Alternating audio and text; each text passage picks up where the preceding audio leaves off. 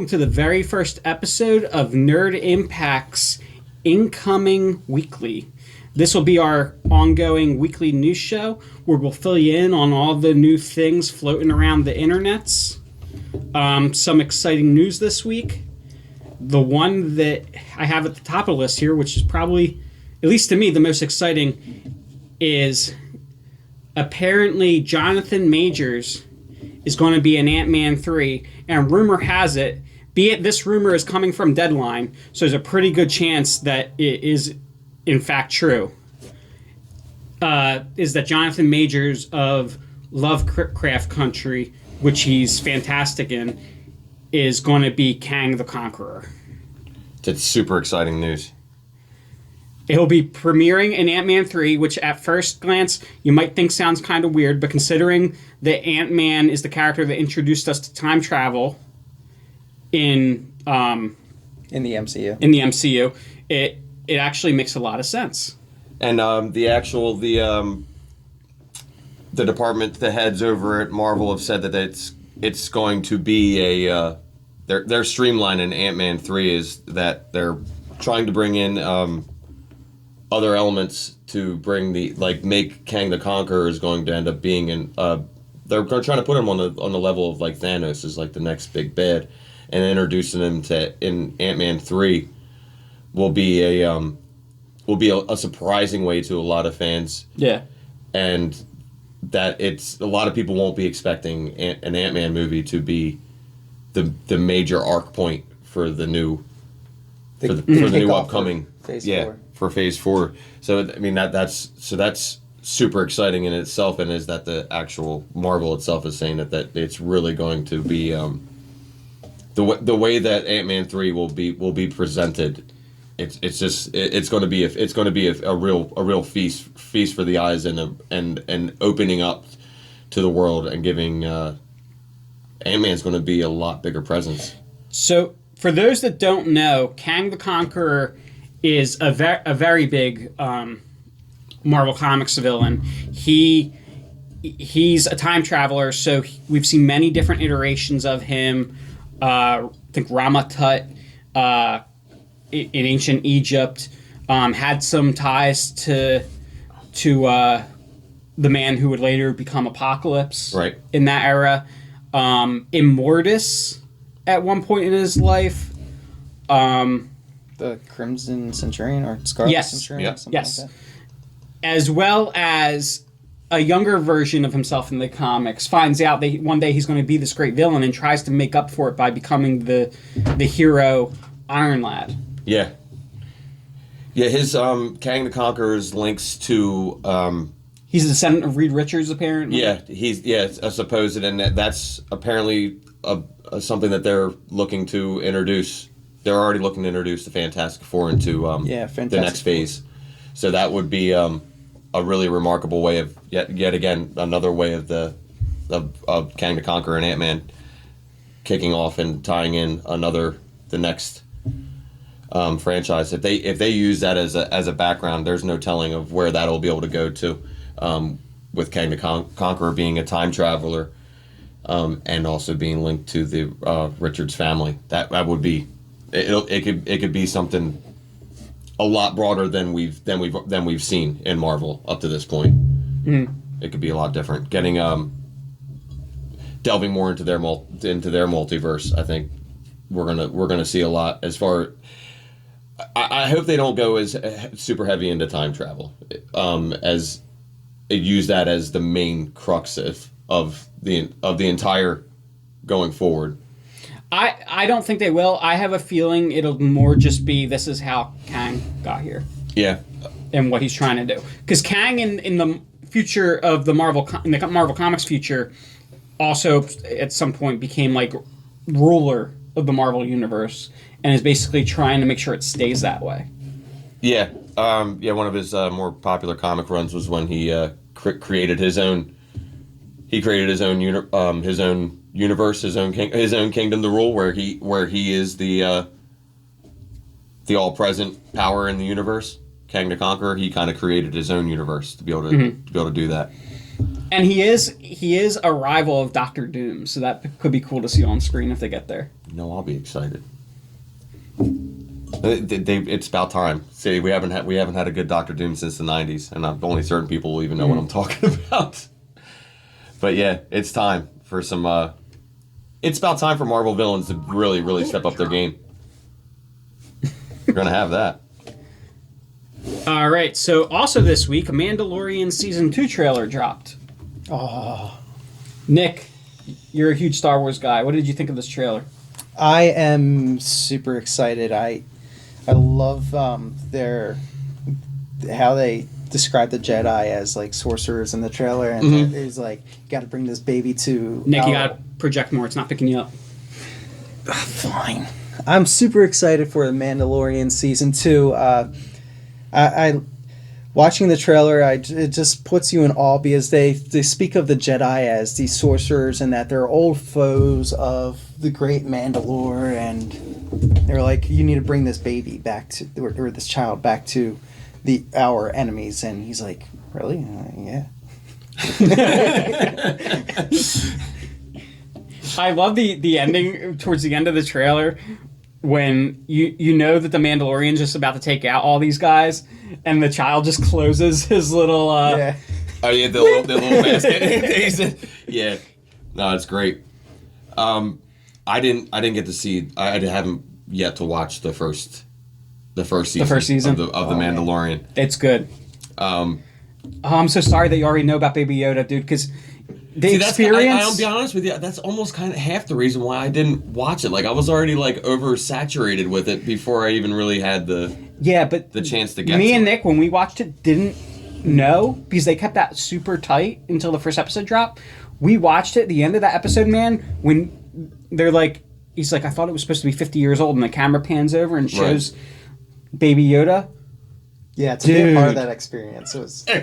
See, that's something like moving forward into life, like that'll be like a major Star Wars moment for you, like looking back, like that, like seeing Baby Yoda for the first time, like that feeling inside, you'll probably be able to recapture that feeling. So you're saying like in the Mandalorian, to me, as somebody that like I haven't seen the first season, and I honestly don't have feelings either way, really, about the Baby Yoda. Like, I mean, it's a it's a big thing on the internet. It's like liking jam band music. You either love it or you hate it. That's what I kind of gathered about Baby Yoda, as far as how its effect on pop culture already, which it's already made a huge impact. So like you as like a diehard Star Wars fan but like a new age Star Wars fan, you think like you're all about it. Oh yeah. You can't get enough Baby Yoda. No. That's awesome. That's great stuff. And if you're a fan of Clone Wars and Rebels, Ahsoka Tano is apparently going to be in this season, as portrayed by Rosario Dawson. See, now that right there, like that's already got me wanting to do a binge watch of the first season, so I can get ready for that. That's one of my favorite characters of like the newer realm of Star Wars. Having like, I took a big break from it after the prequels came out. Mm-hmm. That was my first time experiencing with like Star Wars overload. Not just those animated series.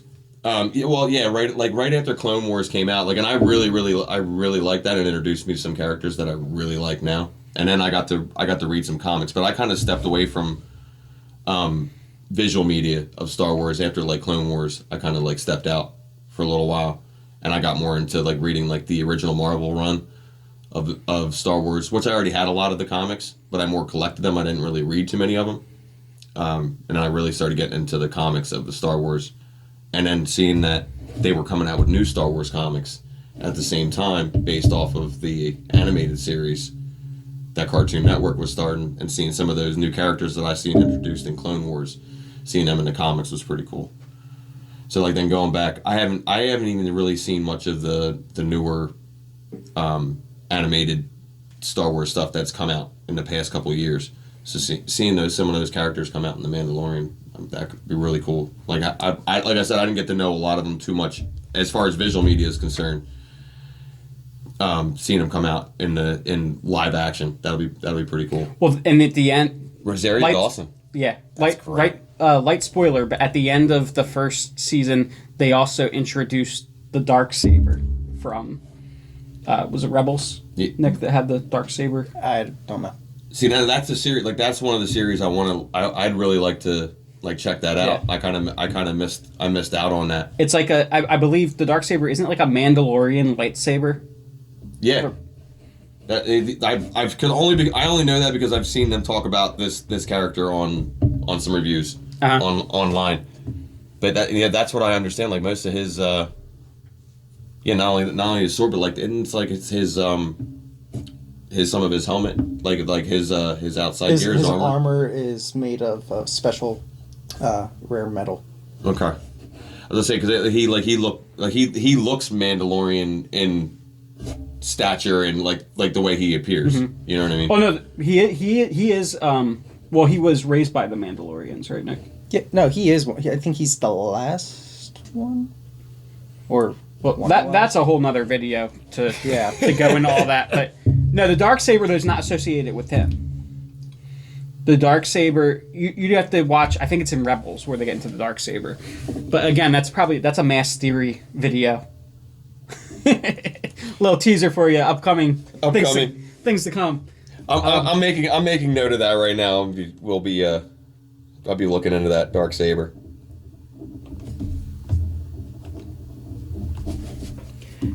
What else you got? So DC Universe is dead. It is. It's over. Essentially dead. Long live DC Universe. That's right. Infinite. The new universe out of the ashes. So all the film media, Jake, you're flying out of the. Sorry. little behind the scenes here. So DC Universe, all their movies and series are going to be going to HBO Max. That's going to be the new hub of live action and animated DC. But they're not getting rid of the regular DC Universe. So the online content. The comics. No, so everything's film, everything live action and animated is going to HBO Max. HBO Max Studios. They're handling all that. Yeah. But we are still going to have the comics. In fact, we're getting more comics. Right. And everything, it sounds like it's going to be very much like Marvel Unlimited, where everything eventually gets to DC Universe now. DC Universe Infinite. Everything makes its way there. And of course, I watched the little teaser they have for it. They're really going heavy on this exploring the multiverse line. Because not only was it the tagline for the second part of DC Fandom, it's now the tagline for DC Universe Infinite. I think that's going to be their motto moving forward. Hey, Marvel's got a universe. They got the MCU. We got a multiverse. Yeah, we got a multiverse. Yeah, absolutely. And the way that they're re-imaging their whole. Yeah. It's a good idea. It really, really is. I think they're showing how they started this thing. They're really getting ahead of the ball. Yeah. The only time that they've faltered back, I think they've realized the errors of how they started and worked their production of their original run of films in the new era, and I think they've streamlined themselves really well, and I think they're getting ahead of the ball now. I think we're going to see in the future Marvel's probably going to start following DC in their methodology as vice versa. It sounds like currently if you go on a DC Universe, there's like 22,000 issues roughly available. When they launch in January 21st for DC Universe Infinite, it sounds like from the get-go they said 24,000 plus. So that's at least 2,000 new issues right off the bat. And then it sounds like everything's going to be day and date 6 months, just like Marvel Unlimited. So you can bet on when a new issue is released of your favorite comic book series, it will be on there 6 months day and date. Yep, and it'll be available dates before street date. So you'll be able to get your comics before you can get your comics, which is also well, no, 6 months after. No, I know, but what I'm saying is the way that from what I did see of the staffing thing, they've added a whole nother. They disbanded like 3 departments and only created 1 new department, but it's like the availabilities of their content is gonna reach a lot more people, and it's gonna be able to do it. Yeah, there will be faster. There will be more. So every issue will at least be 6 months after the release date. You'll be able to see it on there. But there is going to be a larger line of DC Universe online first releases. Yeah, right. I've read something that those first releases are gonna, like, subscribers are gonna get sooner. Are gonna get those digital only or digital exclusives sooner than Street Date. Yeah. Yeah. Yeah, And they it's almost going to work how like how some of the old catalog comics used to work. Like when I was a kid, when we used to order comics, like when you go on there, like say like if you pick Batman, you know what I mean? You'll have, if he's in your list, you'll have content exclusive to him that you'll get before it releases. From what I'm understanding, from what I read online, like you'll be able to get exclusive content on your favorite comic book characters. Yeah, before anybody that I don't know anything of, but that was on their main site page. Okay, I'll have to take another look at that. But I do know that some of the promotions they're doing is if you're a current member of DC Universe, if you don't have HBO Max yet, the normal price for HBO Max right now is like $15 a month. You can get it, and I don't know how long this promotion's for, but the promotion itself runs to, I think, the end of October, but how long you could get the discounted rate for, I don't know. But you can get it for, I think it's like $5 or $5.99 a month if you're already HBO Max for $5.99 if you're already a DC Universe subscriber. Okay, cool. And also if you're a DC Universe annual subscriber, so you pay a year at a time, you will be getting a $25 voucher when a new one launches. It's things like that bring repeat business. Yeah. You want people seeing your content. They've already invested in a new format. You got to bring them over with the changes, and that's that they recognize, and that's good. So if you are a fan or were a fan of Joss Whedon's, I think it was Joss Whedon, Orphan Black. That was by Joss Whedon, right? Yeah. So if you're a fan of Orphan Black, or if you were a fan of the audio versions of the Hunger Games series, you'll be excited to know that Tatiana Maslany is going to be our She-Hulk. I didn't get to see much on this, but there is. It was reported in Deadline, so this is there's a lot. legit. There's a lot of talk about this. A lot of energy going on around about it.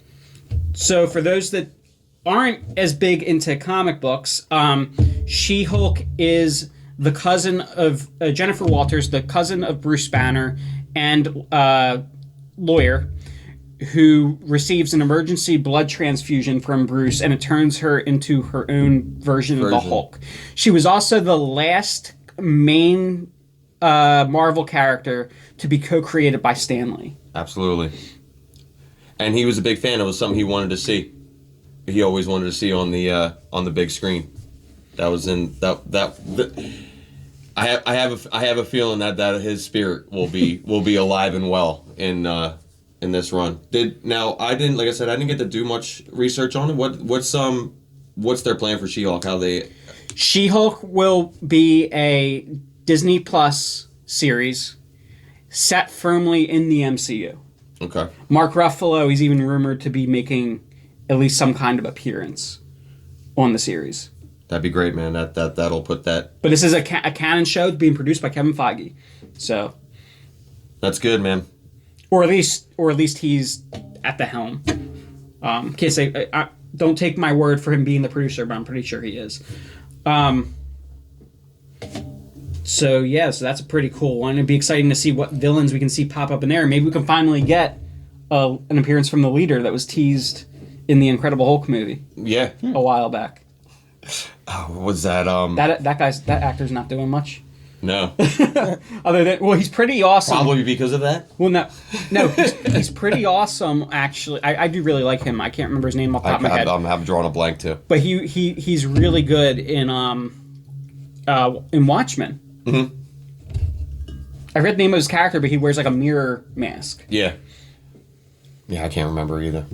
And he also was in that show, that movie with Jamie Foxx and Michael B. Jordan about the black man that was wrongly convicted and spent years in prison for a crime he didn't commit. Yeah. And then Michael B. Jordan's the lawyer trying to free him. He had a pretty big role in that as well, and he was really good. I didn't get to see it, but I did hear about that. So I'd be excited to see him as the leader, because the leader was actually for a long time one of my favorite comic book villains. And that would be a possibility too. Of not Jaguar. Was it the Leopard? That was a major She-Hulk villain, or no, the Cheetah. The Cheetah was a major like Wonder Woman's Cheetah. No, they that was they one had of those. They had one. I'm not familiar with. It might not. The name might have been the Cheetah, but like that's some kind of cat themed villain. The character looked almost exactly like the. Oh, is it? It's a Deadpool Deathstroke situation. Is it Tigress? I think so. Maybe that is what it is. Okay, we'll get back to you on that. But one of the things I always thought was cool with the leader, and why I really like to see him on that show, is the man that becomes the leader, Samuel Stearns. You know, he's just an average intelligence man. The leader is a super genius. Obviously his brain grows when he transforms. Yeah. And the leader can remember everything that he does as Samuel Stearns, and in essence is Samuel Stearns. Like, he can control what Samuel Stearns is doing when he's Samuel Stearns. But Samuel Stearns doesn't know that he's the leader. Right. At the same time. Yeah, because when his brain shrinks, he loses all of that. Try dealing with that personality conflict. Like, one personality is integrated and the other isn't. Right. It's like, how am I supposed to identify with my other self if I have no idea who my other self is? So, should have said this off the beginning, but yesterday, there's some debate over this, but yesterday, according to DC Comics themselves, was Batman Day. After seeing that some people are saying it's the 21st, some are saying it's the 26th. What are we calling it here at Nerd Impact, Chris? 7 Days of Batman. That's right. This is Batman Week here at Nerd Impact. And definitely check us out on Facebook and on YouTube. Definitely on Facebook for, I think we probably have daily content coming out this week on Batman-related material. Oh yeah, you're making that commitment? I'm going to be making that commitment. I'm going to be throwing up at least some good old school Batman. Yeah, we already got Batman comic covers, and some good stuff. But Batman's always on our mind. All the time. We're okay with it not being here in Nerd Impact. We're fine with it not being decided what day Batman Day is. You can see Batman Week. You can see even what's not on camera. We're always thinking comic books. Constantly. But yeah, so happy belated Batman Day. Happy 7 days of Batman. And with that, it looks like The Batman, after Robert Pattinson tested positive for COVID-19, is resuming production. I'm seeing this on Variety, so again, reputable source. But what I didn't see, did any of you guys see anywhere whether or not Pattinson himself is back on set? I have not seen that, but that I don't know. There is production has 100% resumed. But it might be scenes without him in it. Yeah, that's. I'm not. I wouldn't doubt that they had to put something out. Regardless, as far as, because with everything that's going on, as far as just to keep interest, right? Absolutely, there's a lot of things going on in the DCU that, besides Batman, even though that seems to be his forerunner, the main forerunner right now of DC. it costs more to get Batman on screen than it does Superman. So I'd like to think with what they have invested in it, I would imagine that he's probably not. I wouldn't think Robert Pattinson is working on film right now. I can imagine they're working on the production is running, but they had to put something up with everything that's going on. Plus, it's Batman week. True. How can you have a Batman movie being made right now? It be Batman week, so to speak, and the Batman movie's out of production. That doesn't sound good. That's no good that's not good publicity. So I think that they're back, that they're steadily working, but I have not seen anything about Robert Pattinson. So, sounds like we're getting Fast and Furious 9 Moonraker. I'm leaving this one off. I'm not big into Fast and Furious, but I gotta say, this piqued my interest. Flying cars? Yeah, are we gonna have Ferraris, going around sand dunes on Mars? Like, what? It looks like there's not a lot of news around this. It just looks like, they're going to space. That's about all I got. I guess Elon Musk is going to make an appearance in this movie. I mean, as sponsored by SpaceX. Wouldn't that be something? They're just like they advertise it like Coca-Cola throughout the entire movie. He's working with Tom Cruise to actually shoot a movie with Tom Cruise literally in space. I would not put it past Vin Diesel to get on a spaceship and film on the moon. Yeah, can you see Elon Musk talking Joe Rogan into being like the big bad guy in the Fast and the Furious in space? I can see that happening. I could definitely see that happening, dude. It would be incredible. What a Joe Rogan as a Mars real estate tycoon. And it would be totally unfair to say Fast and Furious has jumped the shark when literally Sharknado's already been to space. So you can't really, it's kind of safe, I would say the way the Fast and Furious has gone, Fast and Furious never jumped the shark. Fast and Furious is the shark. It really kind of is, yeah. Yeah, but I guess there's a lot. You're not jumping the shark until you do something so crazy that Fast and the Furious wouldn't do it. It's going to kind of take the thrill out of all the major the slow motion jumps. You know what I mean? Like a gravity and air and space. It's going to kind of take. Hey, but if they go to Mars, man, gravity on Mars. You're not going to have any of those cool street vehicles that every Fast and the Furious movie. Like my favorite cars in the Fast and the Furious movies are always the ones that have either crazy fire coming out the top of it or out the back of the car. How you're not going to have that.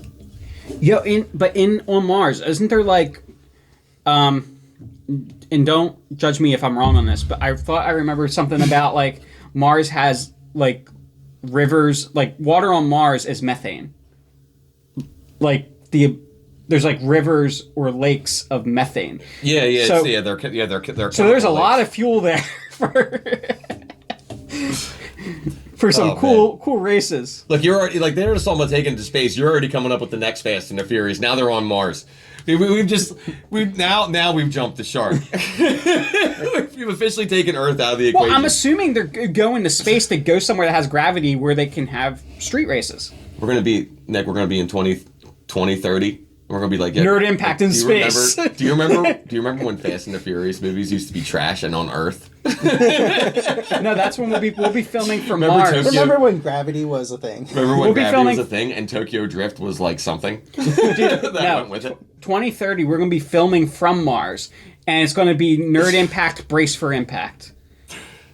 No, by then the prequels will be a thing again, and they'll want to do one on Earth because all movies take place in space by that point.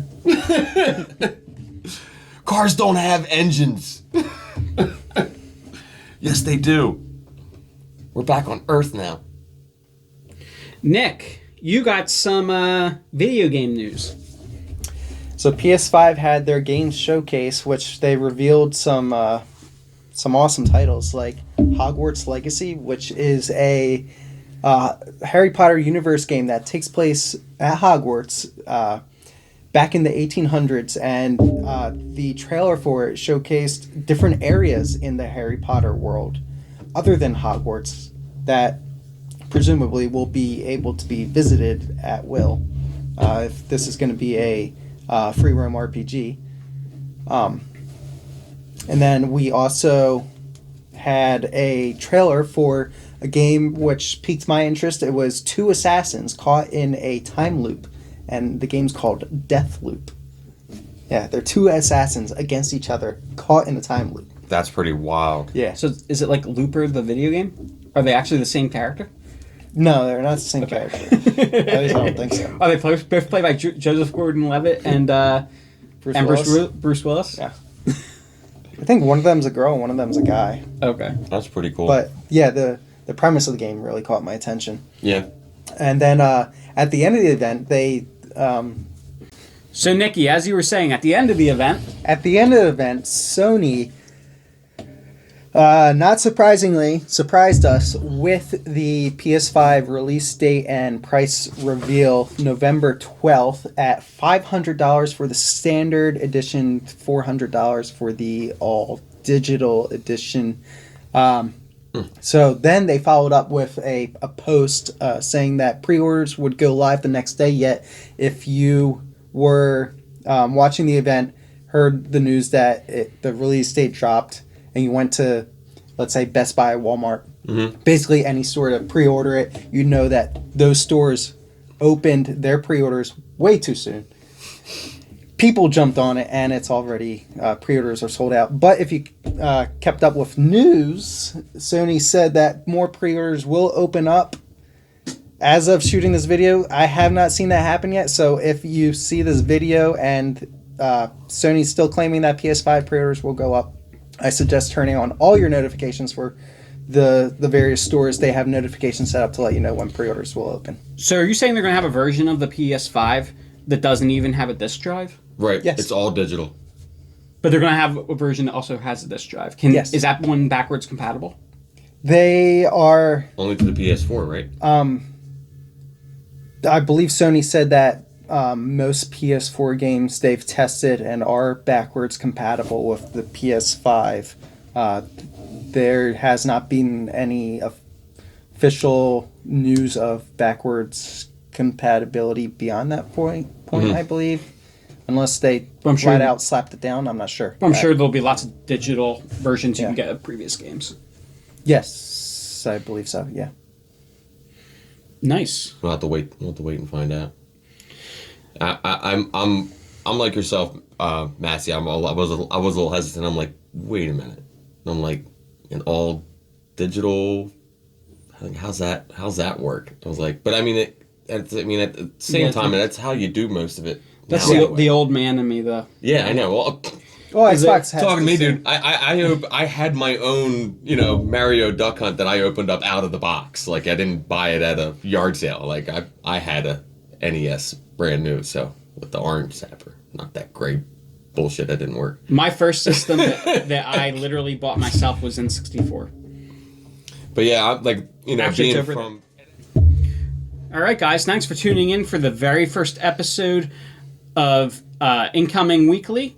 That's our news for the week. Next week, and hopefully every week till the end of time, you can tune in and see what we scour the internets for. Now, there will always be things popping in pop culture. So definitely feel free to check back. Comment, subscribe. This is the way. Absolutely. Check us out on Facebook. Have a happy Batman week. See ya.